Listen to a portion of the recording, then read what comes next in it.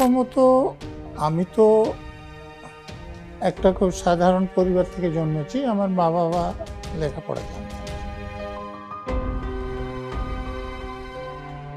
ভর্তি হওয়ার পর আমি যখন প্রাইমারি স্কুল থেকে পাস করলাম, বাবা আমাকে আর পড়াতে রাজি ছিলেন না। তাদের বিশ্বাস ছিল যে চাষির ছেলেদের কোনো চাকরি বাকরি হয় না, আর মাঠের কাজ না শিখলে আমি না খেয়ে মরব।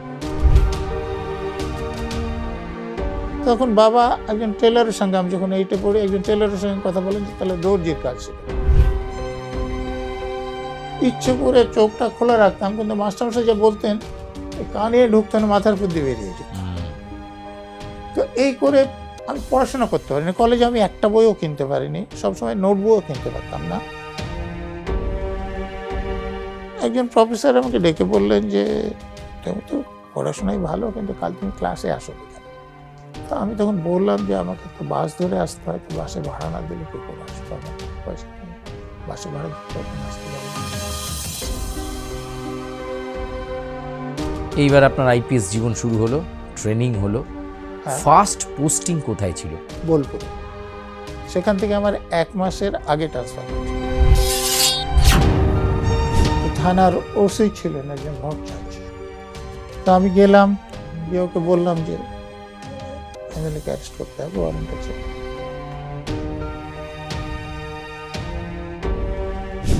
একটা সময় এলো যখন একজন এমপি, পরে তিনি শিক্ষামন্ত্রী হয়েছিলেন, তিনি একটু বললেন যে আমাদের এমএলএও হয়েছে সেরকম, আমার একটা রাইফেল রিভলভার আছে, যেটা আমার বাড়িতে যেতে আমি গুলি করে মেরে ফেললাম। সদানন্দ চক্রবর্তী ডিআইজি হেডকোয়ার্টার ছিলেন, উনি আমাকে তারপরে ফোন করেন ডিজির পক্ষ থেকে, বলে যে বেল দিয়ে দাও। আমি বলি যে নন বেলেবল অপারেশন কী করে বেল? তিনি বলেন তুমি আমাকে আইন শেখাতে এসো, আমার এতদিন চাকরি হয়েছে, তোমার থেকে আমি আইন ভালো হয়েছে। আমি বললাম যে বেশি দিন চাকরি করেছি, আইন ভালো হয়েছে, আপনার ওখানে হেড কনস্টেবল আছে, সে আপনার থেকে বেশি দিন চাকরি করেছে, ওকে ডিআইজি হেডকোয়ার্টার করুন, আপনি হেড কনস্টেবল হোক। তখন জ্যোতি বসুর পক্ষে যিনি উপদেষ্টা ছিলেন, তিনি ওনাকে ডেকে বলেন যে উনি কারো কথা শোনেন না, ওনাকে আপনি সামলাতে পারেন। আমি দেখে বললাম যে স্যার 10টা ডাকাতি করাবে, একটা ধরে দেবে, তাতে ডাকাতি বন্ধ হচ্ছে, আর আমি একটা ডাকাতি ধরবো, সব ডাকাতি বন্ধ হয়ে যাবে। তো এটা এই লোকগুলো থাকলে হবে না। সিটিং চিফ মিনিস্টার বুদ্ধদেব ভট্টাচার্যকে সেটা বলছে। হ্যাঁ, উনি প্রথমে যখন বললেন যে ওরা ডাকাতি করাচ্ছে, তো উনি চমকে গেলেন। আর এবারের পরিবর্তনটাকে কেমন ভাবে দেখছেন? এবং মমতা ব্যানার্জি যে পরিমাণ অসততা করেছেন, ওনার ওই পদে থাকার কোনো নৈতিক অধিকার ছিল না। আইপিএস জীবনে মানে মানুষ তো খুব রোমহর্ষক কাহিনী শুনতে চায়, কখনো কোনো গুরুত্বপূর্ণ এনকাউন্টার অভিযানের সাক্ষী? এনকাউন্টারে আমি বিশ্বাস করি না।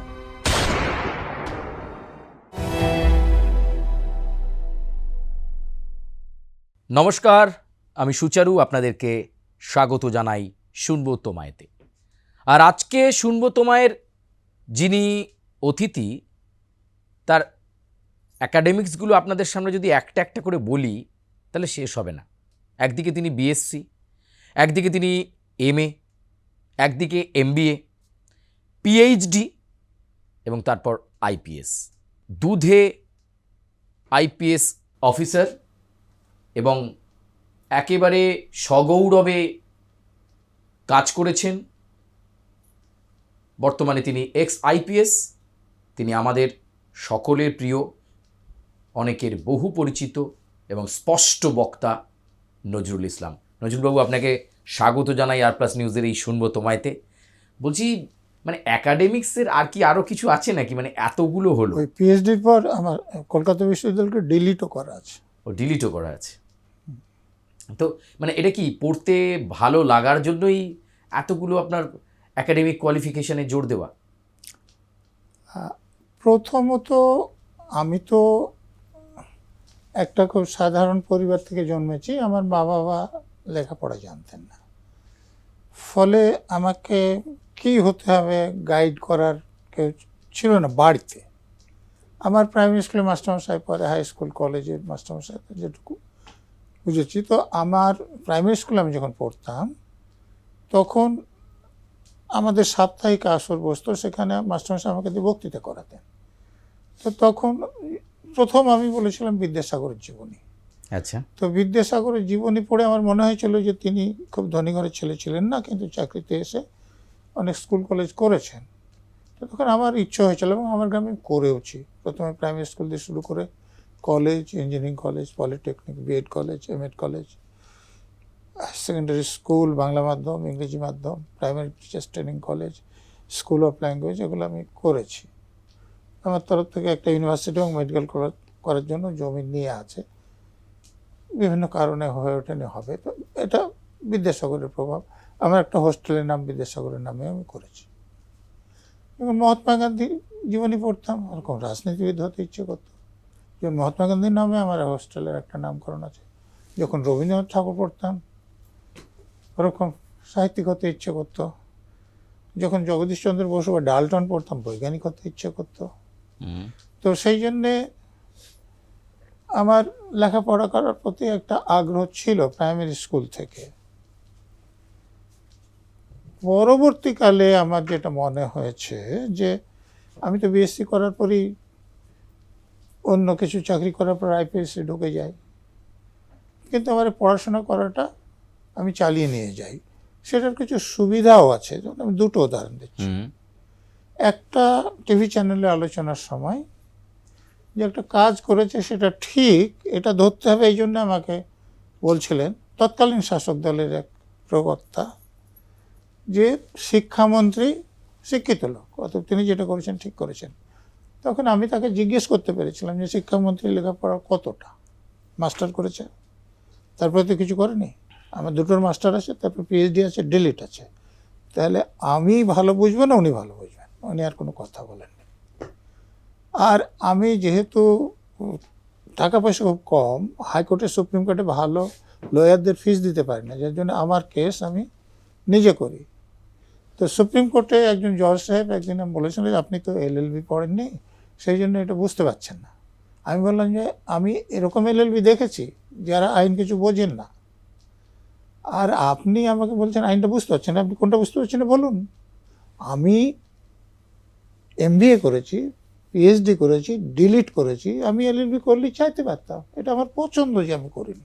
কেন সবাইকে এলএলবি করতে হবে কেন? তো আপনি বলুন আমি কোনটা ভুল বলছি। ঠিক। উনি তখন বুঝতে পেরেছেন। উনি একটা সিভিল প্রসিডিওর কোডের 148 নম্বর ধারাটা দাগ দিয়ে কোর্ট অফিসের মাধ্যমে আমাকে দিলেন যে দেখুন।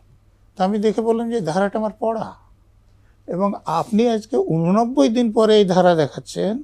এই ধারাটা যে জাজমেন্টের পর সময় বাড়ানোর জন্য নয়, এটা তার আগে সময় বাড়ানোর জন্য। আর আপনি যদি ধরে নেন জাজমেন্টের জন্য ম্যাক্সিমাম সময় আপনি দেখুন 30 দিন, আপনি 89 দিন এই ধারা কী করে আমাকে দেখান? এসব কোনো কথা বলেননি। তো এইটাতে কাজে লাগে। আমি বলতে পারতাম না এই কথা ওই সুপ্রিম কোর্টের জজকে বা এখানে টিভি চ্যানেলের শিক্ষামন্ত্রীর উদ্দেশ্যে। তো এই জন্য দরকার ছিল যে আমাকে কেউ বলতে পারবে না যে কিছু লেখাপড়া জানে না। এই ব্যাপারটা আমার সার্ভ করেছে। আচ্ছা, আপনি এই যে পড়াশোনার মধ্যে নিজেকে নিয়োজিত রাখলেন, সেটা ভাবলেন, কিন্তু এই আইপিএস হবেন মানে এখনকার বর্তমান প্রজন্মের ছেলে মেয়েদের তো এটা ভীষণ ইচ্ছা, কি হবে, বাবা মা বলে যে আমার ছেলে বা মেয়ে আইপিএস অফিসার হবে। মানে বিষয়টা কি ততটাই সোজা নজরুল বাবু? না, সোজা না, কঠিনও না। দেখুন, আইপিএস হওয়ার পিছনে একটা কাহিনী আছে। আমি বলি যে প্রাইমারি স্কুলে, আমি যখন প্রাইমারি স্কুলে ছিলাম তখন পিডব্লিউডির রাস্তার উপরে কোনো একটা গাছ কেউ কেটেছিল। এখন আমি বুঝি সরকারের অনুমোদন ছাড়া ওটা কেউ কেটে নিতে পারে না। তো তখন ডিস্ট্রিক্ট ম্যাজিস্ট্রেট এসেছিলেন কোনো কারণে, নিশ্চয়ই কোনো অভিযোগ হয়েছিল, তদন্ত করে নিচের লোকদের রিপোর্টে সন্তুষ্ট না। তো উনি যখন এসেছিলেন আমাদের প্রাইমারি স্কুলের উল্টো দিকে ছিল ওই জায়গাটা। তো সবাই খুব খাতির করছিলেন ওনাকে। তো সেইটা দেখে আমার মনে হয় এরকম চাকরিতে গেলে ভালো হয়। তো আমি আমার মাস্টারমশাইকে জিজ্ঞেসও করেছিলাম, তো ওনার জানা ছিল না, তখন তো ইন্টারনেট ছিল না, জানার উপায় ছিল না। আমি হাই স্কুলে এসে মাস্টারমশাইদের উপর জিজ্ঞেস করেছিলাম, তো ওনাদেরও জানা ছিল না। ওনারা করলেন কি, তাতে যে এমপ্লয়মেন্ট অফিস থাকে জেলায়, তাদের সঙ্গে কথা বলে এই ক্যারিয়ারের ব্যাপারে একটা মিটিং করলেন। তো সেখানে এখন আমি বুঝি যিনি ওখানে এমপ্লয়মেন্ট অফিসার হন তারা WBCS গ্রুপ থেকে হন। আচ্ছা। তো ওনার ওইটা জানা ছিল, ওটাই উনি বলে দেন। এরপরে যখন কলেজে পড়ি, আমি স্কুল লাইফ থেকে ডিবেট করতাম। তো কলেজে সরকারের স্বল্প সঞ্চয় অধিকার থেকে একটা জেলায় debate, inter college debate organise করে। আচ্ছা। তা আমি তাতে অংশ নিই এবং ফার্স্ট হই। সেখানে সভাপতি ছিলেন ডিস্ট্রিক্ট ম্যাজিস্ট্রেট। তো স্বাভাবিকভাবে তিনি আমাকে পুরস্কার দেন, দু একটা কথাটা জিজ্ঞেস করে, হ্যান্ডশেক ট্যান্ডশেক করে আলাপ হয়ে যায়। তো আমি দু একদিন পরে সেই পরিচয় সূত্র নিয়ে ওনার অফিসে চলে যাই। তখন ডিস্ট্রিক্ট ম্যাজিস্ট্রেট রথিন দে, ফিজিক্সের লোক। আচ্ছা। আর ওখানে সদ্য আইএসএ ট্রেনিং নিচ্ছিলেন এনভি জগন্নাথন বলে এক ভদ্রলোক। তো উনি ওনাকে ডেকে আমাকে দিয়ে দেন যে এখানে ছেলেরা তো পরীক্ষা দিতে চায় না, চাই একটু বলে দিন কি কী। আমি সেই প্রথম সিলেবাস জানি, কিভাবে হতে হয় সেটা জানি। এরপর আমি কলেজে পড়ছিলাম, তো আমাদের আর্থিক অবস্থা খুব খারাপ ছিল। মানে প্রাইমারি স্কুলে আমাদের গ্রামে তখন ছিল না, পাশের গ্রামে প্রাইমারি স্কুল হচ্ছিল। তো সেখানে রিকগনিশনের জন্য যত ছেলে মেয়ের দরকার ছিল না। তো সে গ্রামের মোড়ল আমাদের গ্রামের মোড়লের কাছে আসে যে আমাদেরকে কিছু ছেলে মেয়েদের যাতে আমাদের স্কুলটা স্বীকৃতি পায়। তো সে মোড়ল আমার বাবা সমেত অন্য লোকদের ডেকে মিটিং করেন। তো সেখানে বাবা আমাকে পাঠাতে রাজি হয়ে যান একটা কারণে। বাবার মনে হয়েছিল যে তিনি লেখাপড়া জানেন না, রসিদ দেখে নিতে বলে আমাদের সামান্য জমি ছিল, তার একই জমিতে একাধিকবার খাজনা দিতে হয়েছে একই বছরে। আচ্ছা। তো বাবার কথায় যে আমি একটা ছেলেকে ঘরবুঝ করব। ওখানে ঘরবুঝ করার অর্থ হচ্ছে যে একটা চিঠি আসলে পড়তে পারবে, রসিদ দেখে নিতে পারবে, এইরকম একটা চিঠি লিখে দিতে পারবে। তো আমার প্রাইমারি স্কুলে ওইভাবে গিয়ে আমি ভর্তি হলাম। তো ভর্তি হওয়ার পর আমি যখন প্রাইমারি স্কুল থেকে পাস করলাম, বাবা আমাকে আর পড়াতে রাজি ছিলেন না। তাদের বিশ্বাস ছিল যে চাষি ছেলেদের কোনো চাকরি বাকরি হয় না, আর মাঠের কাজ না শিখলে আমি না খেয়ে মরবো। তো আমি মাঠের কাজ শিখেছিলাম, কিন্তু মাঠের কাজ সারা জীবন করব এতে আমি রাজি ছিলাম না। তখন বাবা একজন টেলারের সঙ্গে, আমি যখন এইটে পড়ি, একজন টেলারের সঙ্গে কথা বলেন যে তাহলে দর্জির কাজ শিখে নাও। তো আমি দর্জির কাজ শিখতেও রাজি ছিলাম না। তো এই অবস্থা করতে করতে আমি হাই স্কুলটা পাস করি। এর মধ্যে দুটো জিনিস আমার হয়, প্রাইমারি স্কুলে খেলার মাঠ ছিল না, আমার গ্রামেও ছিল না, সেই জন্য খেলাধুলা আমি করতাম না। কিন্তু হাই স্কুলে গিয়ে দেখলাম যে কিছু ইভেন্ট হয় যেটাতে আমি অংশ নিতে পারি কিছু না শিখে, যেমন একটা দৌড়, একটা জ্যাভেলিং থ্রো, ডিসকাস থ্রো, এইগুলো গ্রামের ছেলে দৌড়তে পারি। তা আমি ক্লাস 9-এ ওটা প্রথম নাম দিই, ক্লাস 5 থেকে 8 পর্যন্ত দিইনি। তো আমি সেবারই দৌড়ে প্রথম হই, জ্যাভেলিং থ্রোতে প্রথম, ডিসকাস থ্রোতে দ্বিতীয় হয়। তার মানে আমি খেলাধুলাও করতে পারি, এটা স্কুলে জানা। এমনি ক্লাসে ফার্স্ট হতাম, 5-এ তো 100-তে 100 পেয়েছিলাম বলে একটা গল্পই আছে, তা নিয়ে কন্ট্রোভার্সি তৈরি হয়েছিল। তারপরে ক্লাস ওই 9-এ ওঠাতে আমাদের স্কুলে হেডমাস্টার পরিবর্তন হয়। নতুন যিনি হেডমাস্টার আসেন তিনি আমাদের স্কুলে ডিবেট চালু করেন। তো আমি শিখি, ক্লাস 9-এ গিয়ে ডিস্ট্রিক্টে আমি 3rd হই, ক্লাস 10-এ গিয়ে ফার্স্ট হই। আচ্ছা। তো ফলে ডিবেটার হিসেবে আমার নাম হয়ে যায়। আর সে ডিবেটের সুযোগ হতে সিভিল সার্ভিস আমরা কী করে জানলাম, এটা আপনাকে বললাম। তো আমার যেটা সব থেকে অসুবিধা ছিল পড়াশোনা করার, যে আর্থিক অবস্থা খারাপ থাকার ফলে আমি বহরমপুরে কলেজে ভর্তি হয়েছিলাম। তার মানে কাছাকাছি কোনো কলেজে ছিল না, যার জন্য আমার কলেজে এখন আমি জানি পড়াশোনা করতে পারিনি। সে কলেজ স্থাপিত হয়েছে, সায়েন্স আর্টস কমার্স 3টে স্ট্রিমই আছে, অনার্সও আছে। তো বহরমপুরে আমার যেটা অসুবিধা ছিল, যেহেতু থাকা আমার ব্যবস্থা হয়নি, আমি ওই বাড়ি থেকে ডোমকলে হয় 7টার সময় বেরিয়ে দৌড়তে দৌড়তে এসে 8টার মধ্যে বাস ধরতাম। আর তখন বাংলাদেশ থেকে উদ্বাস্তুরা এসে এখানে রাস্তায় ছিলেন, 2.5 ঘন্টা 3 ঘন্টা লেগে যেত, 1 ঘন্টার রাস্তা। ওই দাঁড়িয়ে থাকতে হতো, এত ভিড় হতো, বসার জায়গা পেতাম না। আবার বাস স্ট্যান্ডে নেমে দৌড়তে দৌড়তে কলেজে যখন যেতাম, 1-1টা পিরিয়ড হয়ে যেত। তো ওই ফ্যানের নিচে বসলে, আমাদের বাড়িতে ফ্যান ছিল না, তখন ঘুম আসতো। মাস্টারমশাই যে খুব ইচ্ছে করে চোখটা খোলা রাখতাম, কিন্তু মাস্টারমশাই যে বলতেন কানে ঢুকতো না, মাথার উপর দিয়ে বেরিয়ে যেত। তো এই করে আমি পড়াশোনা করতে পারিনি। কলেজে আমি একটা বইও কিনতে পারিনি, সবসময় নোটবুকও কিনতে পারতাম না। তারপরে এইভাবে কলেজ শেষ হতো। তখন আমি আবার দৌড়তে দৌড়তে বাস স্ট্যান্ডে গিয়ে বাস ধরে 2.5 ঘন্টা দাঁড়িয়ে ডোমকলে নামতাম। সেখানে নামানোর পর বাসের ভাড়ার জন্য প্রাইভেট পড়াতাম টিউশন। তো সেটা পড়ে যখন বাড়িতে ফিরতাম 12:30 1টা হয়ে যেত, মানে কোনো দিন পরের দিন শুরু হয়ে যেত আমার বাড়ি ফিরতে, পরের দিন আবার সকালে 7টায় উঠে এরকমভাবে আসা। তো আমার কলেজে ডিগ্রিটা পেয়েছি, পড়াশোনা তেমন কিছু করতে পারিনি। তা আমি তো বললাম স্কুলে খুব ভালো ছাত্র ছিলাম, ক্লাসে ফার্স্ট হতাম, হায়ার সেকেন্ডারিতেও লেটার নিয়ে ভালো নম্বর করেছিলাম। আমি ইচ্ছে করলে সরাসরি ডাক্তারি পড়তে যেতে পারতাম তখন। তো আমার ডাক্তারদের সম্পর্কে এখনকার মতো ধারণা ছিল না যে ডাক্তারি পড়ে গবেষণা করা যায়, আমার যেহেতু বৈজ্ঞানিক অবসর ছিল। আমি গ্রামের ডাক্তার দেখেছি, আমাদের ডোমকলে তখন কোনো এমবিবিএস ডাক্তার ছিল না, একজন এলএমএফ ডাক্তার ছিলেন। তো তিনি কারো অসুখ টসুখ হলে নাড়ি দেখতেন, ট্যাবলেট দিতেন। আমি মনে করি সারা জীবন আমি নাড়ি দেখবো, ট্যাবলেট দেবো, এ কাজ আমার ভালো লাগতো না। তো সেই জন্য আমি ওসব কথা ভাবিনি। তো বিএসসি যখন রেজাল্ট হলো, আমার এত খারাপ লাগলো, রেজাল্ট খুব খারাপ হয়েছে, আশানুরূপ নম্বর পাইনি। তা আমি মনস্থ করলাম যে বিএসসি ডিগ্রি ফর্গ করে আমি, কিংবা থাকলেও আমি ডাক্তারি বা ইঞ্জিনিয়ারিং পড়বো। যাদবপুরে ফর্ম ফিল আপ করলাম। আর উত্তর ভারতের কয়েকটা জায়গায় যেখানে ডাইরেক্ট অ্যাডমিশন তখন চালু ছিল, বয়সের বার হয়নি, অন্য জায়গায় করতে পারিনি। মানে বিএসসি পড়তে গিয়ে, এখন তো যাদবপুরে বয়সের বার ছিল না তখন, এখন কি আছে আমি জানি না। তো আমি যখন ফিট ছিলাম তখন আমি খাগড়াঘাট স্টেশনে, বহরমপুরের নদীর পশ্চিমে যে স্টেশন, সেখানে এসে এই কলেজের চূড়োটা আমাদের দেখা যায় গঙ্গার পাড় দিয়ে, দেখে মনটা কিরকম খারাপ হলো। আমি নেমে পড়লাম, হাওড়ায় ফেরার কথা ছিল, মানে জীবন কীভাবে পাল্টে যায়।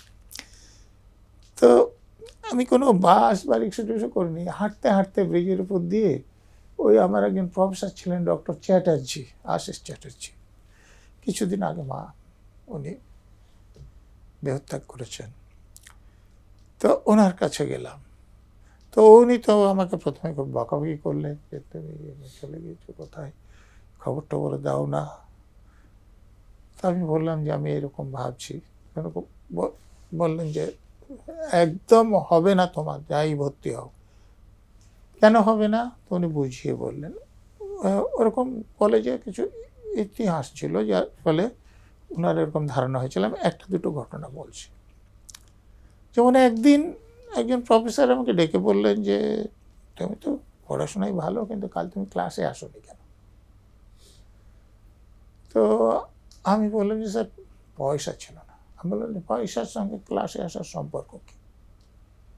তো আমি তখন বললাম যে আমাকে তো বাস ধরে আসতে হয়, তো বাসে ভাড়া না দিলে কী করে আসবো, আমার তো পয়সা নেই, বাসে ভাড়া দিতে পারবো না, আসতে পারিনি।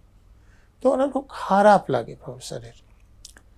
তো উনি দু একদিন পরে আমাকে ডেকে বলেন যে আমি কথা বলে নিয়েছি হোস্টেলের, কলেজ তোমার কাছে সিট রেন্ট নেবে না, আর ছেলেরা বলেছে তোমার খাবার যা খরচ হবে ওরা বহন করবে। তো আমি একটু থেমে, বলতে সংকোচ হচ্ছিলাম, বলি যে স্যার আপনাকে ধন্যবাদ, আমি এতটা ভেবেছেন আমার জন্যে, কিন্তু এই প্রস্তাবটা আমি গ্রহণ করতে পারবো না। আচ্ছা। তো বললেন যে কেন? বলে স্যার কলেজ পয়সাটা মেলে তাও বুঝতে পারি, কিন্তু যে ছেলেরা আমার কাছে পয়সা নিয়ে খাওয়াবে, আমি তো তাদের কাছে ওবলাইজড হয়ে যাব, আমি এটা মেনে নিতে পারবো না। তিনি আর কিছু বলেন। আর একদিন হয়েছিল, সেটা তো কেমিস্ট্রি নিয়ে পড়তাম অনার্স। তো আমি প্র্যাকটিক্যাল করছিলাম। তো ওই আশিসবাবু এসে আমাকে খুব বকাঝকা করে যে প্রথমত তুমি টিফিন আনো না, না খেয়ে ঢোকো, আর তারপরে এখানে কাঁচ ভাঙা পড়ে থাকে, পয়জনাস, অনেক কেমিক্যালি পয়জনাস, এই তোমার পায়ে একটু কাঁচের সঙ্গে ঢুকবে, তুমি তো মরে যাবে, তুমি মরতে চাও। তো আমার ভালোর জন্যই বলছেন, আমার ভালোও লাগছে আবার খারাপও লাগছে, আমি কিছু বলতে পারছি না। তা আমি ওনাকে নিয়ে বাইরে আসলাম, এসে বললাম যে স্যার আমি তো জুতো আমি কিনতে পারি না, একটা চপ্পল পরে আসতাম, কিন্তু আজকে রাস্তায় চপ্পলটা ফিতে ছেড়ে যায়, এখন আমার কাছে লিমিটেড পয়সা, আমি যদি ফিতেটা সারতে যাই তাহলে কলেজে আসা হবে না। এরকম দিন কেটেছে। হ্যাঁ হ্যাঁ। তো ওনার খুবই খারাপ লাগলো। তো এই কথাগুলো উনি জানতেন যে আমি কারো সাহায্য নিতে চাই না। তো বললেন তুমি ডাক্তারি পড়ো আর ইঞ্জিনিয়ার পড়ো, তোমাকে তো আবার টিউশন করতে হবে, কোথাও কাজ নিতে হবে, পড়াশোনা তোমার হবে না কোনো রকম, এখানে যেরকম হচ্ছে ডিগ্রিটা হতে পারে। তা বললেন তাহলে আপনি কি বলছেন? উনি বললেন যে আমি তোমাকে 3 বছর পড়িয়েছি, তুমি কম্পিটিটিভ পরীক্ষা দাও। উনি আমাকে clerkship, miscellaneous, WBC form fill up করতে বাধ্য করলেন। আর উনি সঙ্গে সঙ্গে বললেন যে তুমি যখন বাইরে কাজ করেই তোমার পড়াশোনা করতে হবে, বাড়ি থাকলে হচ্ছে না, তাহলে তুমি আমাদের কলেজে এসো। উনি আমাকে ল্যাবরেটরি অ্যাসিস্ট্যান্ট একটা কাজের ব্যবস্থা করে দিলেন, 150 টাকা বেতন। আচ্ছা। এটাতে থাকাই মুশকিল। তো আমার কিছু ম্যাগাজিন কিনতে হয়, কম্পিটিটিভ পরীক্ষা দিলে 2-একটা বই কিনতে হয়। তো আমি একটা ওখানে টিউটোরিয়াল হোমে, আমার আর এক বন্ধু ছিলেন দেবপ্রিয় বন্দ্যোপাধ্যায়, গার্লস, উনি একটা টিউটোরিয়াল হোম চালাতেন। তো ওনাতে বলাতে ওখানে 3 দিন পড়ালে ওনারা 50 টাকা দিতে রাজি হলেন, 200 টাকা হলো। আর তারপর আমি যখন কলেজে অ্যাডমিশন টেস্ট দিয়েছিলাম, ম্যাথামেটিক্স আমি পড়িনি, কিন্তু ম্যাথামেটিক্সে টেস্ট দিয়েছিলাম, ফার্স্ট হয়েছিলাম। তো যিনি খাতা দেখেছিলেন সেই প্রফেসর ওই দেবপ্রিয় বন্দ্যোপাধ্যায় অনুরোধ করলেন যে তার ছেলে মেয়ে তখন একটা 12-এ পড়ে, একটা 11 পড়ে, কি 10-এ পড়ে, এরকম বললেন যে একটু যদি দেখিয়ে দেয়। তা আমার আর ইচ্ছে ছিল না, মানে বেশি পড়াতে গেলে পড়ানো হয় না। আর 12-এর ছেলেকে পড়াতে আমি কলেজে ভালো পড়িনি, আমাকে পড়ে নিতে হবে, আমি বুঝতে পারছিলাম। কিন্তু প্রফেসর দেবুদা আমাকে যা বললেন, আর প্রফেসর বললেন, আমি কথাটা না করতে পারলাম না। তো ওনার বাড়িতে আমি সপ্তাহে 2 দিন যেতাম। উনি আমাকে 60 টাকা দিতেন, টিউটোরিয়ালের থেকে বেশি পয়সা দিতেন। তো ফলে আমার এই যে বই কেনা, ম্যাগাজিন কেনা, এগুলো হয়ে গেল। তো আমি ক্লার্কশিপ পরীক্ষা দিয়েছিলাম আগে, মিসলেনিয়াস পরীক্ষা দেওয়ার সময় আমার চিকেন পক্স হয়ে যায়। তা মিসলেনিয়াস পরীক্ষাটা বসতে পারি না। আমি তখন জানতাম না যে পরীক্ষা হলে দরখাস্ত করে আলাদা কোয়ারেন্টাইনে পরীক্ষা দেওয়া যায় একা একা, তখন জানতাম না। তো জানুয়ারিতে হলো, আর ডব্লিউবিসিএস পরীক্ষাটা ছিল আমাদের বারে ফেব্রুয়ারিতে। তা আমি বললাম যে স্যার কিছু পড়া হয়নি, আমি পরীক্ষা দেব না। তো আশিসবাবু বললেন যে তুমি কবার চান্স পাবে? আমি বললাম স্যার 3বার, তখন 3বার পাই। বলে তুমি মনে করো একটা চান্স তোমার নষ্ট হয়ে গেছে, পরীক্ষা তুমি দেবে। তাই আমি পরীক্ষায় বসলাম। তখন ডব্লিউবিসিএস পরীক্ষায় যে পেপার ছিল তাতে অঙ্ক ছিল, ইংলিশের একটা পেপার, ওই কবিতা টবিতা দিয়ে তারপর কমেন্ট লিখতে হতো, হাই স্ট্যান্ডার্ড ছিল। এখন তো গ্রামার চলে এসছে, সহজ হয়েছে। তো আমার কম্পালসারি পেপার 6টাই ভালো হয়ে গেল। আমার তখন কিছু আশা ছিল, কিন্তু এবার কেমিস্ট্রি আমি পেপার নিয়েছিলাম ডব্লিউবিসিএসে। কেমিস্ট্রি ফার্স্ট পেপার দিয়েই মনে হলো যে নাম্বার উঠবে না। কিন্তু আমি যখন শুরু করেছি, আমি বাকি 2টো পেপারও দিলাম। এতে এখানে একটা গল্প আছে যে আমি যেখানে হুগলিতে একটা জায়গায় প্রাইভেট টিউশনের কাজ নিয়ে চলে গিয়েছিলাম, তো তাদের এক জামাইও কেমিস্ট্রি টিচার ছিলেন স্কুলে, তারও একই জায়গায় সেন্টার পড়েছিল। তো পরে উনি জিজ্ঞেস করলেন যে আমার পরীক্ষা কে বললাম, বললাম যে না, আমি কোনো আশা নেই, যেহেতু আমার কেমিস্ট্রি 3টে পেপারই খারাপ হয়েছে। আমি তখন ভদ্রতা করে ওনাকে জিজ্ঞেস করলাম, উনি বললেন যে না, আমার পরীক্ষা ভালো হয়েছে, আমি এ গ্রুপেই চান্স পাবো। তো রেজাল্ট বের হলো, যার পরীক্ষা ভালো হয়েছে বলছিলেন এ গ্রুপে পাবেন, তিনি A, B, C, D কোনো গ্রুপে কল পেলেন না। আচ্ছা। কিন্তু আমি এ গ্রুপে কল পেলাম। আচ্ছা। সেটা আমি বুঝি, আমি কোন প্রশ্ন ভুল লিখছি ঠিক লিখছি আমি জানতাম, সেই জন্য আমার হতাশা এসেছিল। উনি জানতেন না, যার ফলে উনি ভুল উত্তর লিখে ভাবছেন উনি ঠিক লিখেছেন, নাহলে মাস্টারমশাই মানুষ এরকম কথা বলতে পারেন না। তো আমি তো এই গ্রুপে চান্স পেলাম। পেয়ে আমি যেহেতু ওই একবার আমাদের কলেজে এসে কম্পিটিশন ব্যাপারে এয়ারসেস অফিসে গিয়েছিলাম, তো আমার ভালো লেগেছিল। তো আমি কোঅপারেটিভ সার্ভিস, আমার যে র্যাঙ্ক হয়েছিল তাতে কোঅপারেটিভ সার্ভিস চাইলাম, আমি এয়ারসেস হিসেবে নিউ সেক্রেটারি বিল্ডিংয়ে জয়েন করলাম। এখানে জয়েন করার পর আমি সেন্ট্রাল সিভিল সার্ভিস পরীক্ষা দিলাম। সেন্ট্রাল সিভিল সার্ভিসে আমার 148 র্যাঙ্ক হলো। আমাদের সময়ে সব মিলিয়ে লোক নিয়েছিল 747 জন। এটা কি মানে গোটা দেশের বেসিক্স এই র্যাঙ্ক? গোটা দেশে বেশি। তো সেবার আইএসএ ভ্যাকেন্সি ছিল 130, আইএফএসি ছিল 50, আমি 150-এর মধ্যে ছিলাম। কিন্তু ধরুন যে একজন শিডিউল কাস্ট কি শিডিউল ট্রাইবস যে 500 র্যাঙ্ক করেছে, সে আমার আগে এসে আইএস বা আইএফএস হয়ে গেল। কালকেই আমি আর বন্ধুর সঙ্গে কথা হলো, তার মেয়ে আইএফএস হয়েছে। তা আমি র্যাঙ্ক জিজ্ঞেস করলাম যে 140। তো বন্ধু 148-এ আমি পাইনি। কিন্তু আমার এখানেই, আমি তো বাঙালি মুসলমান, আমি প্রথম ডাইরেক্ট আইপিএস হয়েছিলাম, তারপরে আর একটি ছেলে হয়েছে, তিনি ডাক্তারি পড়ার পর পরীক্ষা দিয়ে হয়েছে, কিন্তু তার র্যাঙ্ক হয়তো 363 এরকম কিছু আছে, আবার ঠিক মনে পড়ছে, কিন্তু আমি দেখছিলাম। ধরুন যে যার 500 র্যাঙ্ক আছে, আমি বলছি 840 পেয়ে একজন আইএস হয়েছিলেন, যার চাকরিটা পরে বাতিল হলো কিছু। আচ্ছা, মানে ওই রিজার্ভেশনের জন্য কম নম্বর পেয়ে বেশি র্যাঙ্ক করে তারা আগে চাকরি পেয়ে যায়, তাদের অনুযায়ী কাজ করতে হয় আমাদের দেশের, এরকম নিয়ম। তো আমি সেই নিয়ম অনুসারে থার্ড প্রেফারেন্সে আইপিএসে জয়েন করলাম। আচ্ছা, জয়েন করে ট্রেনিং নিলাম। এইবার আপনার আইপিএস জীবন শুরু হলো, ট্রেনিং হলো। হ্যাঁ। ফার্স্ট পোস্টিং কোথায় ছিল? বোলপুরে। সেখান থেকে আমার 1 মাসের আগে ট্রান্সফার হয়েছিল। মানে আপনার মেয়াদ শেষ হওয়ার আগেই? মেয়াদ কি, সাধারণত কোথাও পোস্টিং হলে বছর 2 তো থাকে, 3 বছরও থাকে। আমার পোস্টিংয়ের 1 মাসের আগে ট্রান্সফার হয়েছে। কেন? আসলে আমি এই আইপিএসে যে আমাকে লোক চেনে, আমি সিপি হইনি, ডিজি হইনি, তাও এখনও লোকে কথা বলে, সেটা একটা কারণে যে অন্য অফিসাররা সৎ থাকেননি।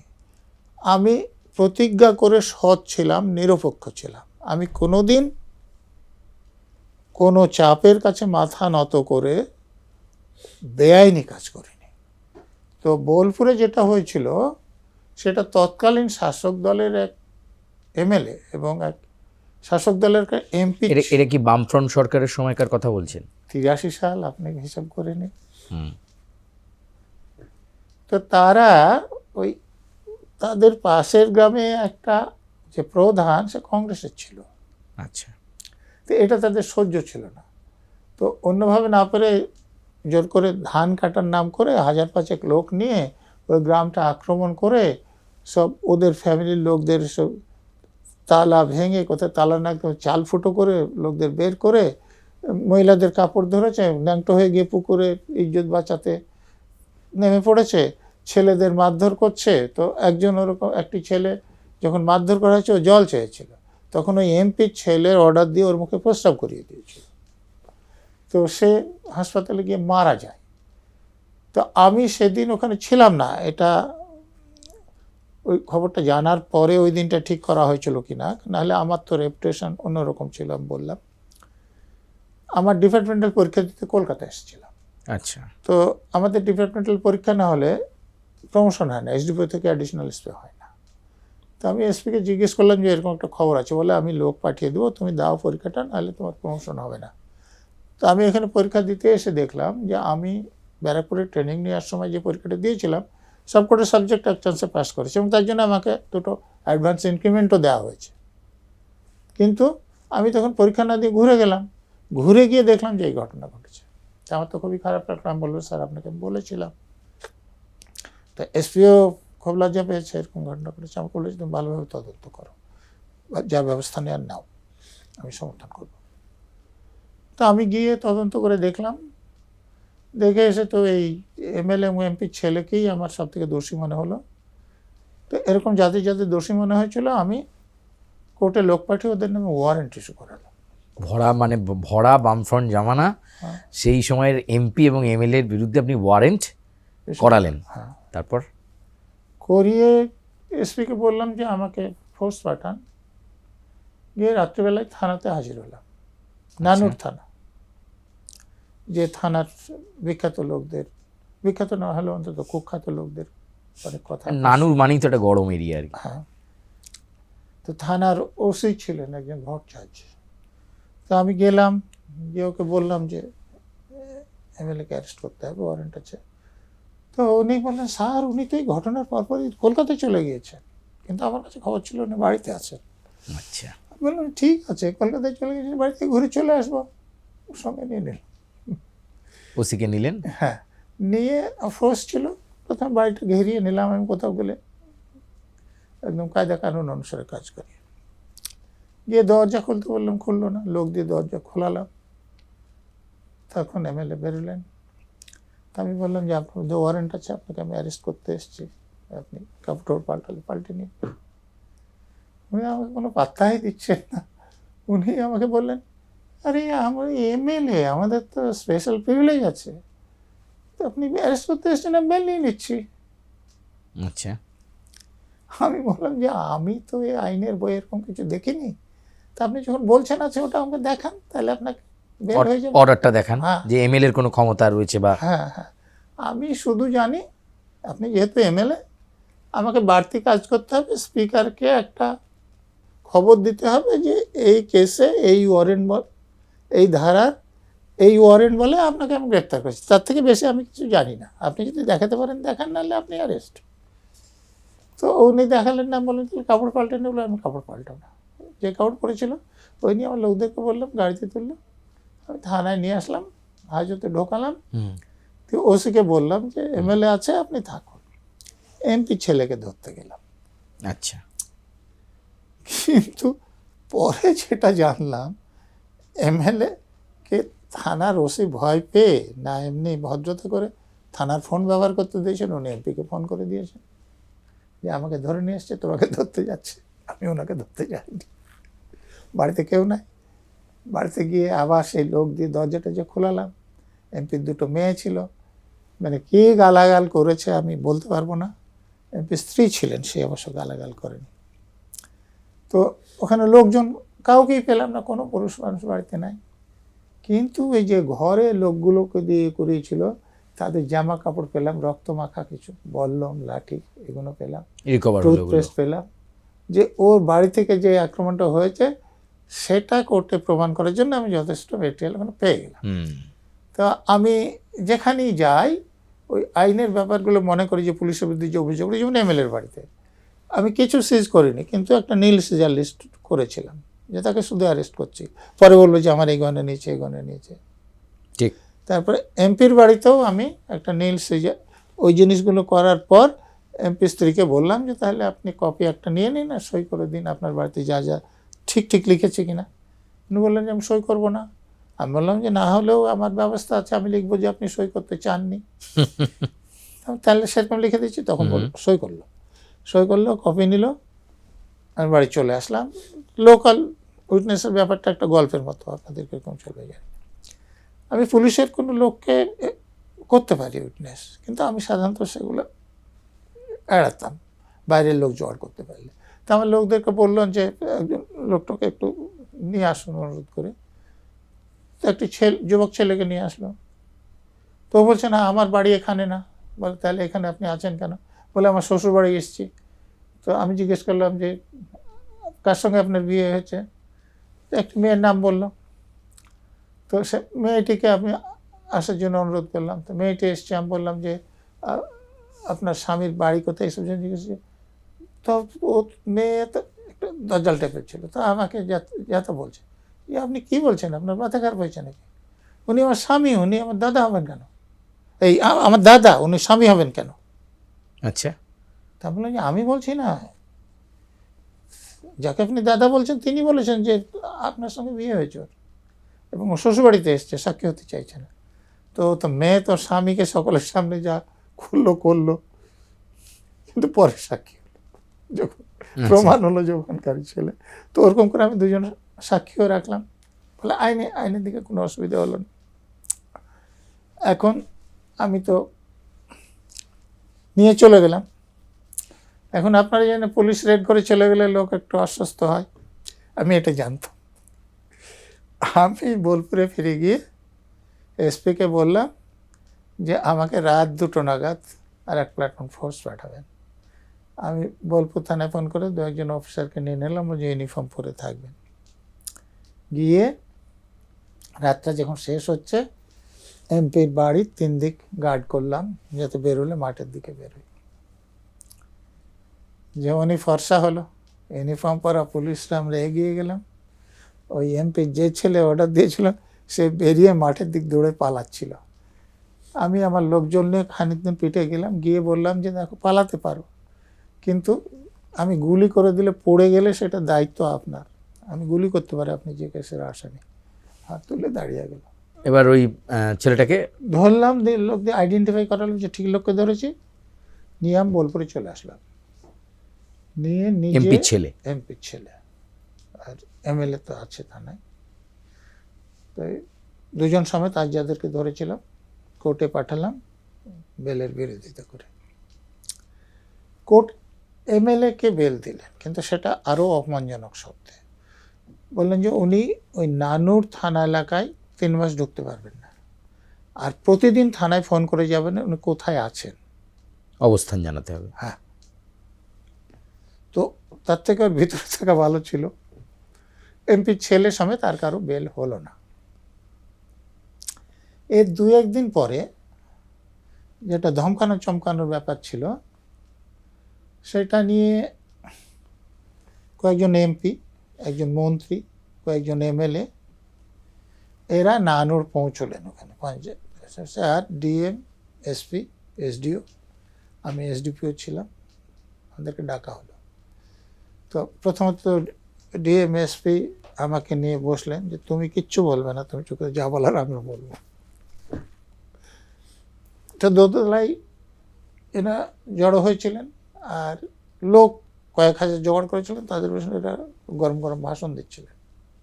পঞ্চায়েতের সামনে আমাদেরকে মিটিংয়ে ডেকেছেন লোকজন জড়ো করে। আমি যখন সিঁড়ি দিয়ে উঠছি তখন একজন মন্তব্য করলেন যে আজকে এর বাঁশ হবে। তো বুঝতে পারছেন যে কীরকম অবস্থা গেছে। তা আমি তাকালাম, দেখে নিলাম, কিন্তু কিছু বললাম না, ডিএমএসপি ওরকম বলেছেন বলে। তারপরে ভিতরে গেলাম, আলোচনা হচ্ছে। তো ওরা যা পাচ্ছে তাই বলে গালিগালাজ করছে, ডিএম, এসপি, এসডিও, কেউ কিছু বলছে না। আমি ওরা মানা করেছে বলে আমিও চুপ আছি। চুপ আছেন, হ্যাঁ। একটা সময় এলো যখন একজন এমপি, পরে তিনি শিক্ষামন্ত্রী হয়েছিলেন, তিনি একটু বললেন যে আমাদের এমএলএও হয়েছে সেরকম, আমার একটা রাইফেল রিভলভার আছে, যদি আমার বাড়িতে যেতে আমি গুলি করে মেরে ফেলতাম। তা আমার সেটা খুব খারাপ লাগলো। তা আমি আমার ডিএমকে বললাম, এসপিকে বললাম, এসডিওকে বললাম, ওরা কেউ কিছু বলছে না। বলে তাহলে আমি কথা বলতে এবার বাধ্য। আমি উঠে দাঁড়ালাম। উঠে দাঁড়ালেন ওই মিটিংয়ের মধ্যেই? হ্যাঁ।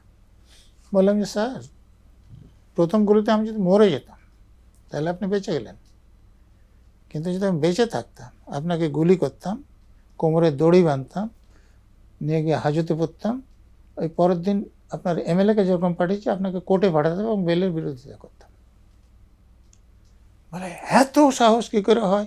বলে সকালে উঠে দাঁড়িয়ে গেল, বলে এই আলোচনা করে কোনো লাভ নাই।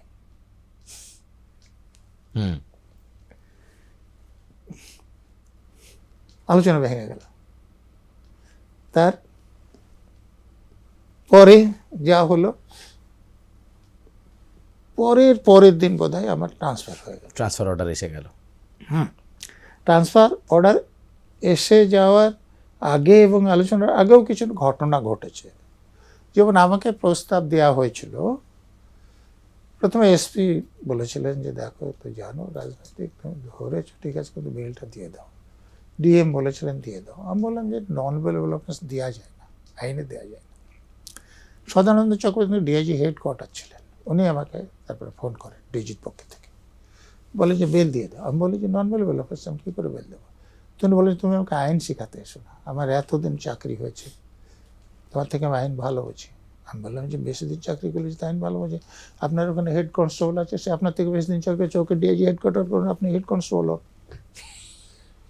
ফোন কেটে দিলেন। তারপরে দীপক সান্যাল পরে ডিজি হয়েছিলেন, তখন এসএসআইবি, উনি পৌঁছে গেলেন। উনি ডেকে বললেন, সেটা বুঝি আমি যখন বেল দিতে রাজি হয়নি, মানে এটা আগের ঘটনায় বকাবকির আগে, তার বলে যে তুমি 2-1 দিন ছুটিতে চলে যাও, অন্যকে দিয়ে আমি করিয়ে নিচ্ছি। তা আমি বললাম স্যার আমি ছুটি নিচ্ছি বেল দেওয়ার জন্য, তাহলে তো আমার বেল দেওয়া হলো, ওটা স্যার আমি করবো না।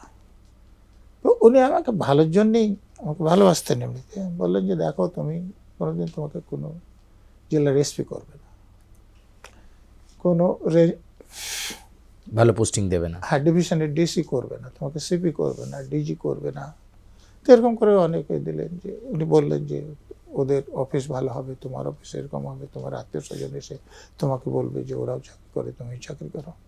আমি বললাম স্যার সব ঠিক। তো আমি বললাম যে স্যার নেতাজি আমাদের দেশের কোনো মুখ্যমন্ত্রী কেন, প্রাইম মিনিস্টারও হয়নি, আমাদের সব প্রাইম মিনিস্টারের লোকে জানে না, কিন্তু নেতাজির নাম জানে। উনি বললেন যে তাহলে তোমার সঙ্গে কথা বলে কোনো লাভ নেই, তুমি অফিসে চলে যাও।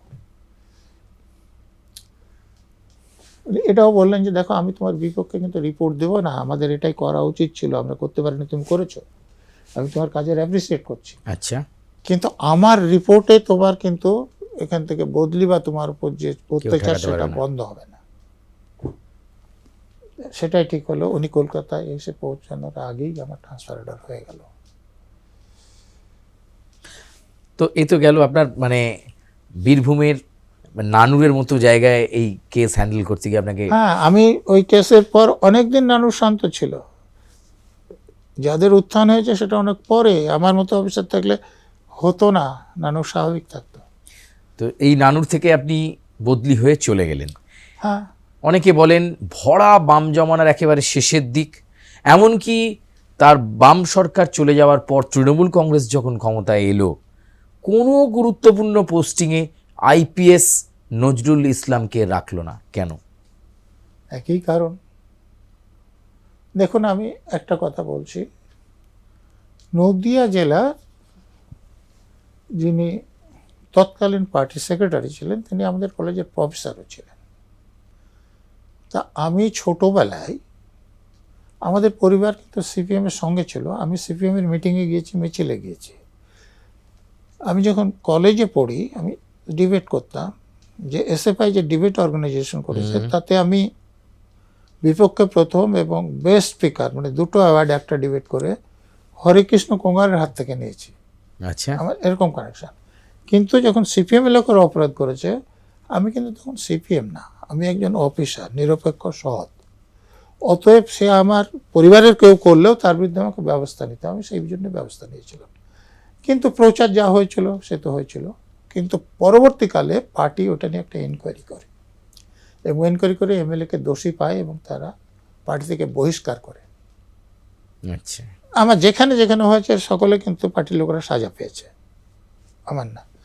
তো তখন সেই আমার প্রফেসর ছিলেন আমাদের কলেজের এবং পার্টির নদী জেলার সেক্রেটারি, উনি আমাকে বাই নেম চান যে আমাদের এত অবস্থা খারাপ হয়েছে, তাহলে এখানে পোস্টিং দাও। তখন জ্যোতি বসুর পক্ষে যিনি উপদেষ্টা ছিলেন তিনি ওনাকে ডেকে বলেন যে উনি কারো কথা শোনেন না, ওনাকে আপনি সামলাতে পারবেন না। তো এইটা ছিল যে আমি কথা শুনি না কারো। একমাত্র বুদ্ধদেব ভট্টাচার্য যখন পুলিশ দেখেন, আমার এটা গুরুত্বপূর্ণ পোস্টিং আপনি বলতে পারেন, ডিসি আমাকে ইবি করেন, ডিসি ডিডি করেন, ডিসি হেডকোয়ার্টার বলেন, এগুলো খুব গুরুত্বপূর্ণ পোস্টিং। বুদ্ধদেব ভট্টাচার্য হয়েছিলেন বলে এটা সম্ভব হয়েছে। এবং বুদ্ধদেব ভট্টাচার্যকে সব কথা বলা যেত, উনি কথা শুনতেন। আমি আপনাকে দু একটা উদাহরণ দিয়ে বোঝাতে পারি। দেখুন সেই সময় কলকাতা এবং তার আশেপাশে এলাকায় ডাকাতি হচ্ছিল। এই যে সম্প্রতি আপনার মধ্যম গ্রামে দেখলেন চন্দ্রনাথ রথের নাম্বার প্লেট অন্য, তো তারা নতুন গাড়িতে নাম্বার প্লেট পাল্টিয়ে আসতেন। যেমন এই ঘটনা তখনও একটা হয়েছিল। আচ্ছা, আমার পরিচিত এক প্রফেসরের গাড়ির নাম্বার পেলাম, বাড়িতে গিয়ে দেখছি তার গাড়িটা বাড়িতেই আছে, তার মানে নাম্বার প্লেট তারা করে নেবে।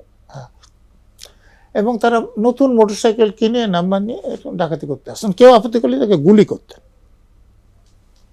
ফলে তাদেরকে ধরা যাচ্ছিল না।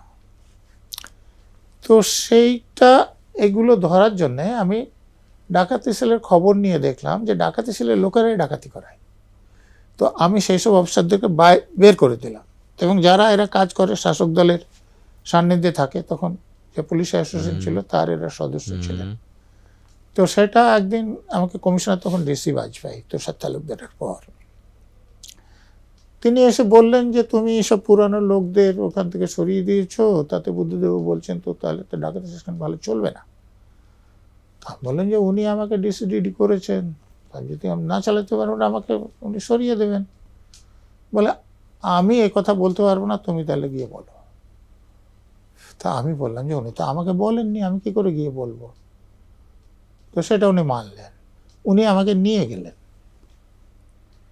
নিয়ে গেলে তো উনি একটা বললেন যে এটা সকলে বলছে যে সব যারা কাজ জানা লোক তাদের বের করে দিয়েছেন, আপনি এটা কি করে চালাবেন।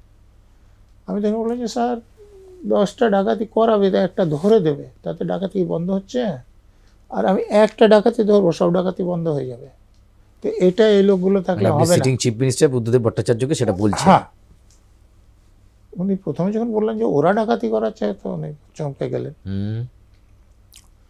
তা আমি তৈরি হয়ে গিয়েছিলাম যেহেতু বলেছেন, আমি একটা ডাকাতি কেসের নাম্বার দিলাম, এয়ারপোর্ট এলাকার, এখন আমার মনে আছে।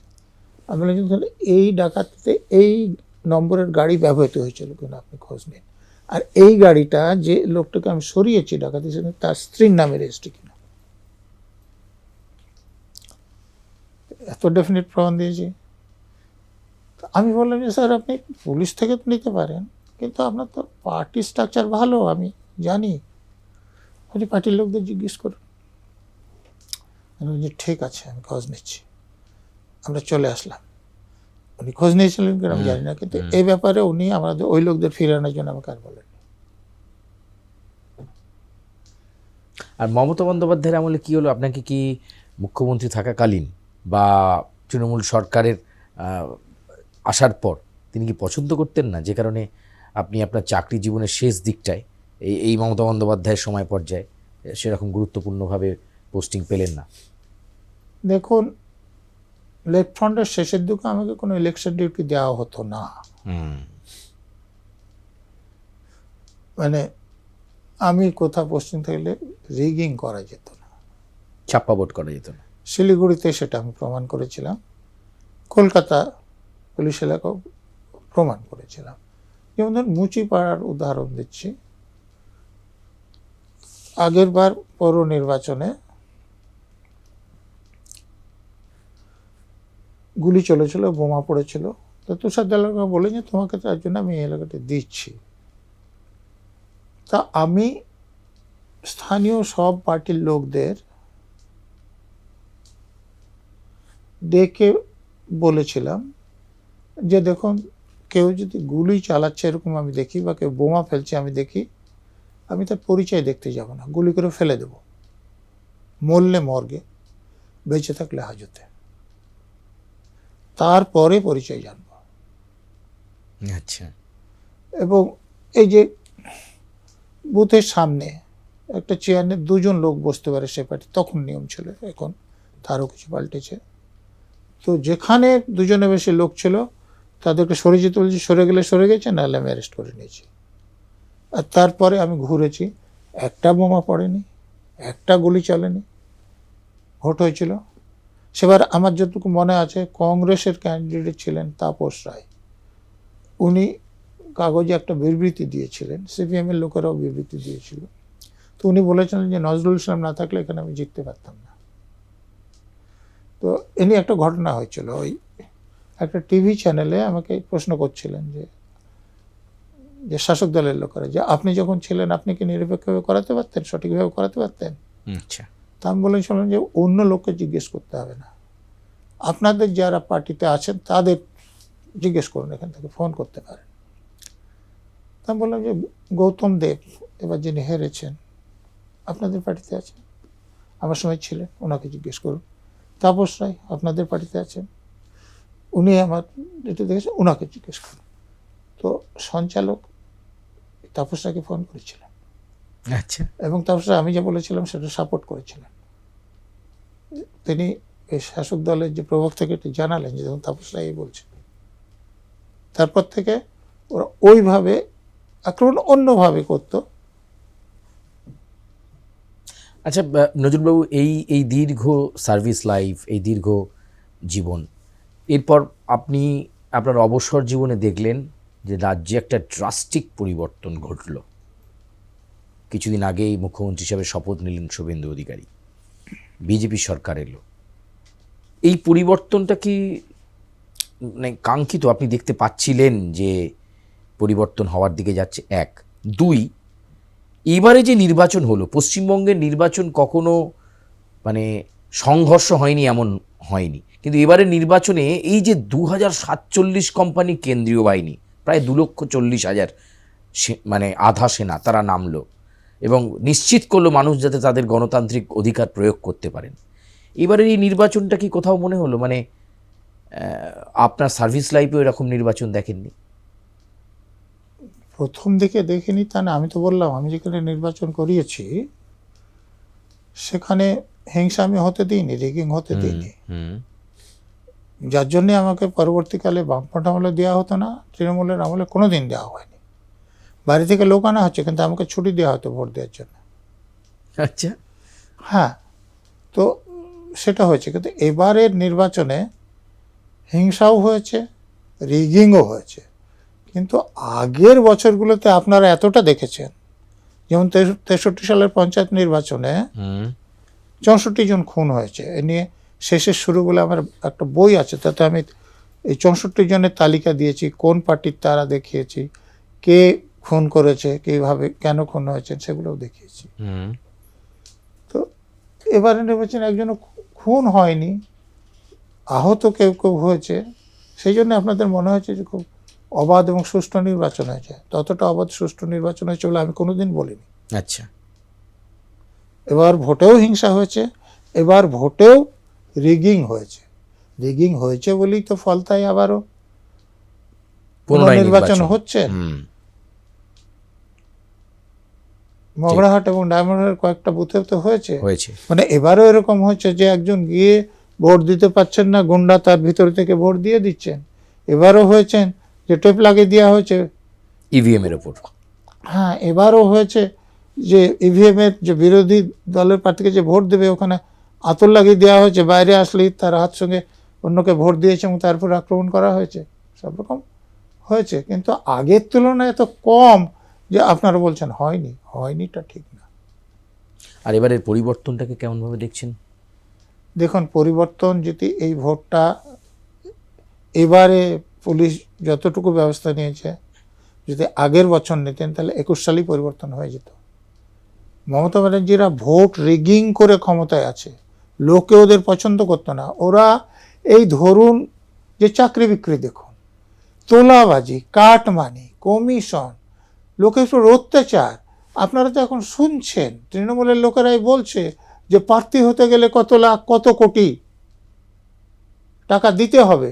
সেটা একটা এজেন্সি লাগিয়ে দিয়েছে যে দলের লোকেরা দেখা করতে আসলে দেখা করতে পারছেন না, তাদেরকে বেল্ট খুলে পেন রেখে বসে থাকতে হচ্ছে দেখা করার জন্য, এবং আপনাকে প্রার্থী হতে গেলে বলা হচ্ছে যে এত টাকা দিতে হবে। ঠিক। তো এ দল তো যাওয়ারই ছিল, শুধু ওই গুন্ডা বদমাশ লাগে রিগিং করে তারা জিতত। এবং মমতা ব্যানার্জি যে পরিমাণ অসততা করেছেন, ওনার ওই পদে থাকার কোনো নৈতিক অধিকার ছিল না। এবং সেটা আমি অনেক দিন আগে থেকে বলার চেষ্টা করছি, 21 সালেরও আগে থেকে। এবং 21 সালে দেখুন ভোট পরবর্তী হিংসা যখন হলো, বিরোধিতা বললেন, তিনি পুলিশ মন্ত্রী বা মুখ্যমন্ত্রী বললেন যে একটাও ঘটনা ঘটেনি। এবং তারপরে যখন বিরোধীরা হাইকোর্টে গেল, হাইকোর্টের আদেশে জাতীয় মানবাধিকার কমিশন যে রিপোর্ট দিল, তাতে ডিজির কাছ থেকে তারা রিপোর্ট নিয়েছিলেন। সেখানে দেখা যাচ্ছে তারা লিখেছেন ডিজি যে ভোট পরবর্তী 49 দিনে 29টা মার্ডার এবং 12টা বলাৎকার যৌন হেনস্থা সমেত 1934টা হিংসার ঘটনা লিপিবদ্ধ হয়েছে। আচ্ছা, প্রতিদিনে 40টা হিংসার ঘটনা হয়েছে, আর পুলিশ মন্ত্রী বলছেন যে একটাও হয়নি। তো এরকম মহিলার পদে থাকার অধিকার আছে? যে 29টা মার্ডার হয়েছিল একটা অভিজিৎ সরকার কাকড়গাছিতে,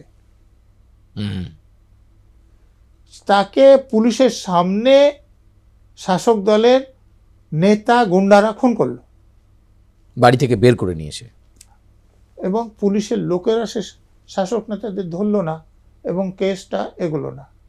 হাইকোর্টের আদেশে যখন সিবিআই তদন্তভার নিল, একজন এমএলএ, 2 জন কাউন্সিলর বেল নিতে বাধ্য হলো, এবং থানার ওসি, তদন্তকারী অফিসার, একজন হোমগার্ড বেলও পেল না, তাদের কাস্টডিতে নেওয়া হলো। তো আপনি অবস্থাটা বুঝতে পারছেন, পুলিশ মন্ত্রীটা কে? তিনি বলছেন একটাও ঘটনা ঘটেনি। রাজধানীর বুকে এসব ঘটনা ঘটছে। তো ফলে তার কোনো নৈতিক অধিকার ছিল না এই পদে থাকার, শুধুমাত্র গুন্ডা বদমাশরা রিগিং করে তাকে ক্ষমতায় রেখেছিলেন আর বলতেন যে মানুষ আমাদের সাথে আছে। মানুষ ছিল না সাথে। সেইটা এবারের ভোটে মানুষ তার হ্যাঁ, প্রতিফলন। এবারে ভোটে অনেক লোক ভোট দিতে পেরেছেন। যেমন বোমা পড়ছে, গুলি চলছে, ভদ্রলোকরা সেখানে ভোট দিতে যায় না। আর যারা এই বোমাগুলিতে অভ্যস্ত তারা ভোট দিতে যায়, যার ফলে দেখুন মুসলমানদের যে পার্সেন্টেজ সেই তুলনায় তারা অনেক বেশি ভোট দিতেন। এবার তুলনায় শান্তি থাকাতে ভোট বেড়েছে, কিন্তু হিন্দুদের ভোট বাড়া অনেক বেশি, মুসলমানদের ভোট সেই তুলনায় কম বেড়েছে। আরও একটা প্যাটার্ন দেখবেন, এবারের ভোটের রেজাল্ট যদি দেখেন, দেখুন এখান থেকে অবাঙালি মুসলমানদের ভোট কিন্তু এবারও শাসক দল পেয়েছে, কিন্তু বাঙালি মুসলমানদের ভোট শাসক দল পায়নি। যেমন আমার বাড়ি ডোমকলে, আমি সেই কেন্দ্রের ভোটার, 90% মুসলমান, কিন্তু সেখান থেকে তৃণমূল কিন্তু জেতেনি।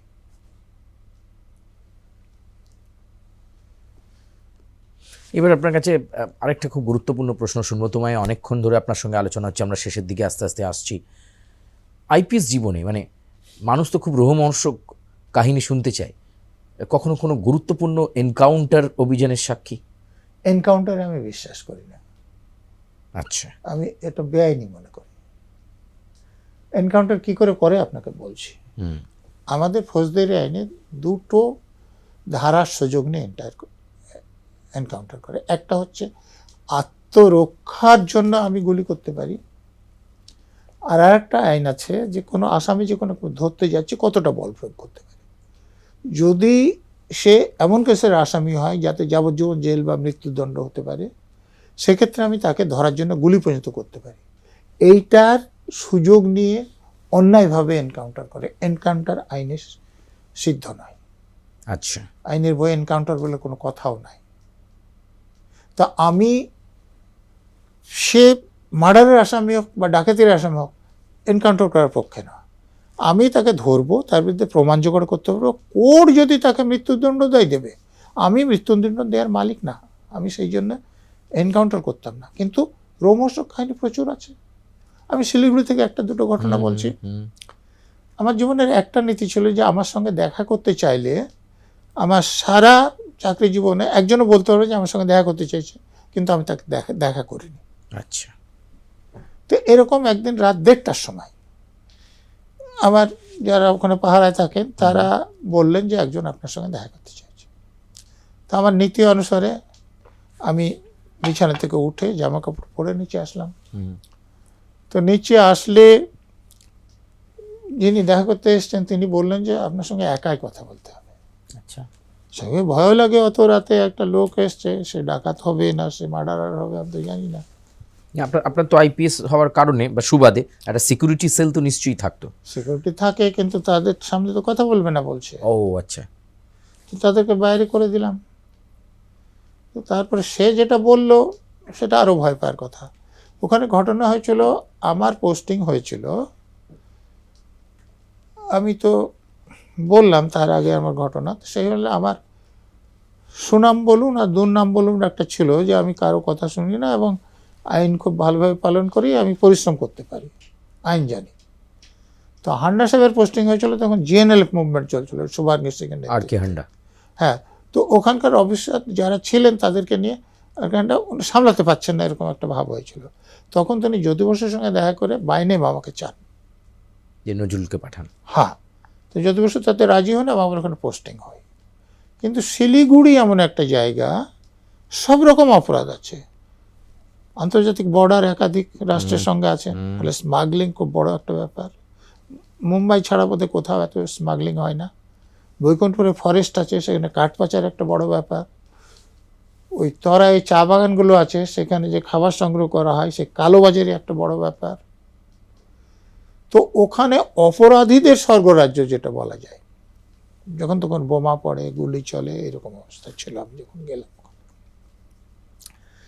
তো ওখানে আমি যাওয়ার পর যে আমি ব্যবস্থা নিতে লাগলাম, কাঠচুরি বন্ধ হয়ে গেল, এক রাতে রেড করে আমি 55 লরি কাঠ আটকালাম, স্মাগলিং বন্ধ হলো। ওই স্মাগলিংয়ের লোকেরা আমাদের উপর গুলি চালালে, আমরা গুলি চালাতে, তাদের একজন স্মাগলারের মৃত্যু হলো।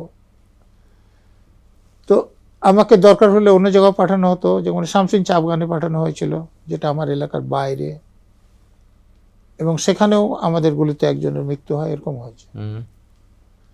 তো তখন ওখানে স্মাগলাররা, ব্ল্যাক মার্কেটিয়াররা, রাজনীতিবিদরা, যাদের আয়ের উৎস ওটা, তারা একটা মিটিং করে প্রথম ওদের 3 দফা সিদ্ধান্ত হয়। প্রথমে আমাকে ঘুষ দিয়ে বশ করা, তো সেটা ওরা দিতে গিয়ে দেখে যে এটা সম্ভব নয়। তখন ওরা রাজনীতিবিদ, শাসক দলের এদেরকে বলে যে টাকাটা আপনারা নেন, নিয়ে ওকে ট্রান্সফার করে দেন।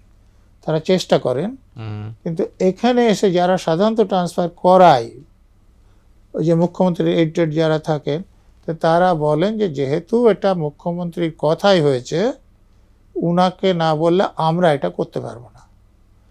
তখন ওরা হতাশ হয়ে ঠিক করে যে আমাকে খুন করবে, পৃথিবী থেকে সরিয়ে দেবে। হ্যাঁ, সেই খুন করার জন্য বিহারের গলগলিয়া বলে একটা জায়গা আছে, এটা কাগজেও বেরিয়েছে। আচ্ছা, সেখানে ওরা একটা মিটিং করে। সেই মিটিংয়ে যে ছেলেটি আমার সঙ্গে রাত 1:30 দেখা করতে এসছে, ওকে চা দেওয়ার জন্য নিয়ে গিয়েছিল।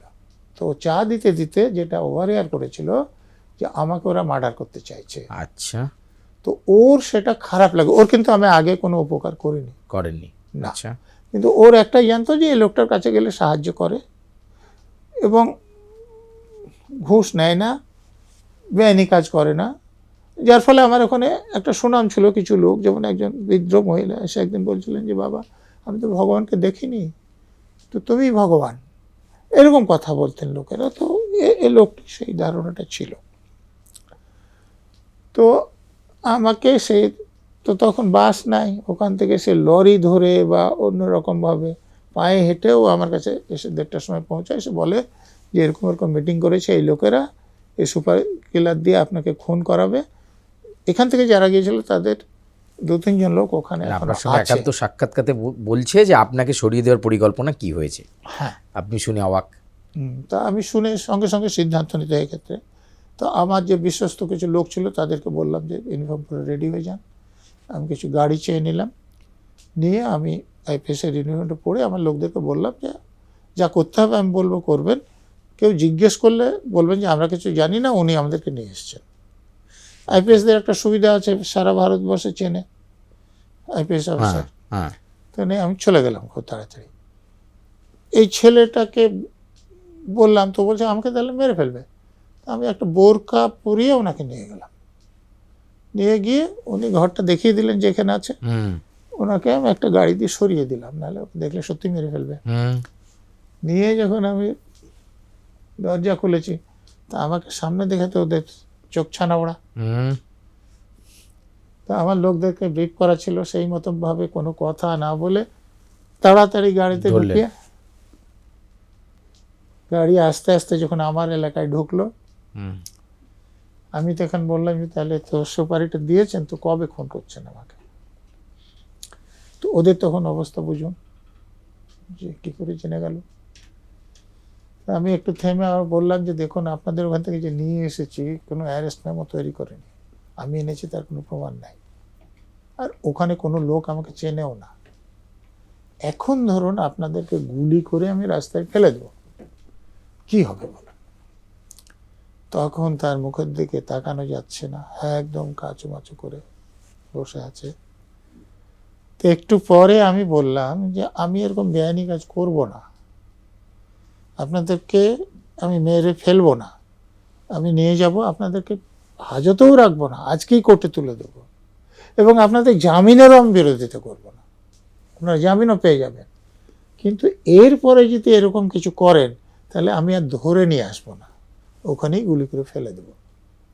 আচ্ছা, নিয়ে আসলাম, কোর্টে পাঠালাম, আমি যাতে বেল আমরা চাইনি, বেল হয়ে গেল।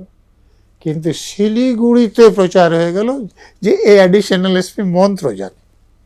আচ্ছা, যে না হলে আমরা বিহারে গিয়ে মিটিং করেছি, সেই রাতেই আমাদেরকে একদম ঠিক ঠিক লোক ধরে নিয়ে চলে এসছে। এটা মন্ত্র না জানলে কি করে সম্ভব?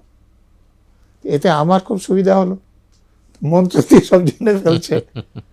অপরাধী যারা ছিল, দুর্দান্ত অভিজ্ঞতা। হ্যাঁ, তো যাদেরকে আমি ধরতে পারলাম, বাকিরা শিলিগুড়ি ছেড়ে দিল। আচ্ছা। এই ছাড়ারও পরে আর একটা গল্প আছে, হুম। আরো এরকম প্রচুর গল্প আছে ওখানে। মানে লোক বিশ্বাস করলে পুলিশকে যে কিরকম সাহায্য পায় আর কিরকম সাধারণ মানুষ একদম দেবতার পর্যায়ে নিয়ে যায়, সেটা আমি শিলিগুড়িতে নিয়ে বুঝেছি। আমাদের অধিকাংশ আইপিএস যারা এই মো সাহেব চামচা শাসক দলের অসৎ নেতা মন্ত্রীদের, তারা এটা কোনোদিন বুঝতেই পারলো না। বুঝতে পারলে ওরা ওই ঠিকই তো, মশাই পুলিশের করতে কাজ তো পারত। মানুষকে ভরসা দেওয়া, হ্যাঁ, নির্ভয়তা দেওয়া, হ্যাঁ, সাহস দেওয়া, কনফিডেন্স হ্যাঁ, দেওয়া। হ্যাঁ। কিন্তু সেটা না করে যখন তল্পি ভাবকের জায়গা নেয় তারা, তখন তো মানুষের ভরসাটা চলেই যায় তাদের উপর থেকে, যে হ্যাঁ। পুলিশ মানেই তো এটা। একটা ড্রাস্টিক চেঞ্জ দেখলাম নজরুলবাবু এবারে নির্বাচন কভার করতে গিয়ে। 2 মাস আগে থেকে কি পুলিশ, বিশেষ করে শীর্ষ কর্তারা আন্দাজ পেয়ে যান যে রাজ্যে কোনো পরিবর্তন না, আসছে? মানে আপনারা- তাদের অ্যাক্টিভিটির মধ্যে চেঞ্জেস দেখুন, দেখতে এটা পাই। আপনাদের কথা। প্রথম দফার ভোটে পুলিশ, আমাদের পশ্চিমবঙ্গ পুলিশ বা কলকাতা পুলিশ অতটা অ্যাক্টিভ ছিল না, কোন দিকে যাবে ভাবছিল। কিন্তু প্রথম দফার ভোট হওয়া যাওয়ার পর তারা কিন্তু বুঝেছিল যে এবার আর যারা ক্ষমতায় আছেন তারা ফিরছেন না। আপনি দ্বিতীয় দফায় তাদের অ্যাকশন দেখেছেন, খেয়াল করুন। হুম। ভবানীপুরে দেখেছেন বা অন্যত্রও দেখেছেন। দ্বিতীয় দফায় মানে বর্ধমানে গিয়ে দেখলাম সেখানে মানে নির্বাচন কমিশনের রুলস মানেনি, সেন্ট্রাল ফোর্স দাঁড়িয়ে আছে। ওয়েস্ট বেঙ্গল পুলিশের কনস্টেবলরা গিয়ে তৃণমূলের ক্যাম্প অফিস লাথি মেরে ভাঙছে, চেয়ার লাথি মেরে সরিয়ে দিচ্ছে। তো এইটা পুলিশের লোকেরা হাওমরগের মতো, ওরা বুঝতে পারে কি হচ্ছে, ভিতরের খবর পায়, অন্য অফিসারদের সঙ্গে যোগাযোগ থাকে, অন্য দলের লোকদের সঙ্গেও যোগাযোগ থাকে, শাসক দলের লোকদের সঙ্গে যেরকম থাকে। ফলে প্রথম দফা নির্বাচনের পরে বুঝেছিল যে এরা আর ফিরছে না। শিলিগুড়ি যদি কথা শোনেন, আর একটা দেখুন, আমি তো বললাম যে সকলের সঙ্গে দেখা করি, অত কে দেখা করতে এসছে এটা আমি কখনো বিচার করি না। তো এরকম আমি দেখা করছি, আপনি যেমন আছেন, এসে আমার সামনে বসেছে, বসে তার পরিচয় দিচ্ছে যে আমি অমুক ডাকাত। আচ্ছা, আমি বললাম ডাকাত। আচ্ছা। ডাকাত। তা আমি বললাম যে আপনাকে আমি অ্যারেস্ট করার জন্য বলেছি আর আপনি আমার অফিসে দেখা করতে এসছেন? তাহলে ওই জন্য তো এসছি। তাহলে ওই জন্য কেন? বলছে স্যার এটা ঠিক, আমি ডাকাত, আগে ডাকাতি করতাম, কিন্তু আমি ডাকাতি করে ছেড়ে দিয়েছি। কিন্তু আপনার লোকেরা বলছে আমাকে তাও হপ্তা দিতে হবে, মান্থলি দিতে হবে। তো আমি যখন ডাকাতি করতে নিতে, এখন কোথায় থেকে দেবো স্যার? ঠিক। তো আমি বললাম যে সেটা পরে আমি শুনছি, কিন্তু আপনি ডাকাতি ছাড়লেন কেন? বলছে স্যার কি বলবো, দুঃখের কথা, ধরুন আমি প্রাণের ঝুঁকি নিয়ে ডাকাতি করে, ধরুন আমি একটা হার নিয়ে আসলাম, তখন সোনার দাম এত বাড়েনি। বলছে ধরুন হারটার দাম 30,000 টাকা, কিন্তু সোনার দোকানে আমি বিক্রি করতে ও জানে আমি ডাকাত, আমাকে 3,000 টাকার বেশি দেবে না। 30,000 টাকার জিনিস আমি ডাকাতি করে আনলাম, ও লাভ করবে 27,000, আমাকে 3,000 টাকা দেবে। আর এই 3,000 টাকা যে আমি হাতে নিয়ে বেরোলাম, আপনার পুলিশের লোকেরা তো বাইরেই থাকবে, 1,000 টাকা ওখানে নিয়ে নেবে, তারপরে পার্টির লোকের আছে 1,000 টাকা নিয়ে নেবে, বাকি থাকলো বাকি থাকলো 1,000। আমার পেটও ভরলো না, পরার কাপড়ও হলো না, আমার জাতও গেল। তো আমি ঠিক করেছি স্যার আর ডাকাতি করবো না, কাজ টাজ করলে খেতে পেলে খাবো, নাহলে না খেয়ে থাকবো, কিন্তু ডাকাতি আর করবো না। কিন্তু কোথা থেকে আমি হপ্তা দেবো বলুন স্যার? আমি বললাম যে খুবই অন্যায় কথা। তখন ডাকাত বলছে স্যার আপনাকে আমাকে ধরতে লোক পাঠাতে হবে না। তো ওখানে একটা চায়ের দোকানের নাম বললেন, আপনি শুধু বলে দেবেন যে আপনি আমাকে ধরতে চাইছেন, আমি ধরা দিয়ে দেবো এসে, যদি আপনি দেখেন যে আমি ডাকাতি করছি এখানে। কিন্তু যদি আপনি দেখেন যে আমি ডাকাতি করছি না, আপনার লোকেরা আমাকে ডাকাতি করতে বলছে, তাহলে আপনি কি করবেন বলে? তা আমি তো বিপদে পড়ছি। তো চিন্তা করুন আপনি। তা আমি বললাম যে আমি খোঁজ নিচ্ছি, তখন চলে গেল। তা আমি খোঁজ নিয়ে দেখুন যে ডাকাত যে বলছে ঠিক, আমার লোকেরা মিথ্যে কথা বলছে। তো আমাদের তো জানেন মাসে ক্রাইম কনফারেন্স হয়, তাতে আমি সকলকে আমি বললাম এই ঘটনা, যে আমাদের কাজ যে অপরাধ করছে তার অপরাধ ছাড়িয়ে তার পুনর্বাসনের ব্যবস্থা থাকে, তার জন্য পুলিশের কিছু টাকাও থাকে, কিছু গ্র্যান্ট থাকে। আর আপনারা একটা লোক ডাকাতি ছেড়ে দিয়েছে, ওকে আবার ডাকাতি করাচ্ছেন, তা আপনারা তো উল্টো কাজ করছেন। দেখুন, আমি যদি এর একবার রিপোর্ট পাই, তাহলে যিনি করছেন আমি প্রসিডিং করাবো, আমি চাকরি থেকে ছাড়িয়ে দেবো। আমি যতদিন ছিলাম ওনার কোনো অসুবিধা হয়নি, আসার পর কী হয়েছে আমি বলতে পারবো না। অনেক ধন্যবাদ আপনাকে, অনেকক্ষণ ধরে কথা হচ্ছে নজরুলবাবু, আপনাকে সত্যি এতটা সময় দেওয়ার জন্য আমরা আপনার কাছে কৃতজ্ঞ। আপনারা শুনলেন এক্স আইপিএস অফিসার নজরুল ইসলামের কথা, এবং এটাই হওয়া উচিত একজন পুলিশের, মানুষকে ভরসা দেওয়া, আর অপরাধীকে তার ভেতরকার সেই অপরাধকে ছুঁড়ে ফেলে দিয়ে সমাজের মূল স্রোতে যাতে তিনি ফিরে যেতে পারেন, সেই কাজটাই পুলিশের কাজ সাধারণ মানুষকে আত্মবিশ্বাস দেওয়া, ভরসা দেওয়া। তাহলেই হয়তো তিনি হয়ে উঠতে পারেন বা সেই সংশ্লিষ্ট অফিসার হয়ে উঠতে পারেন সমাজের বন্ধু।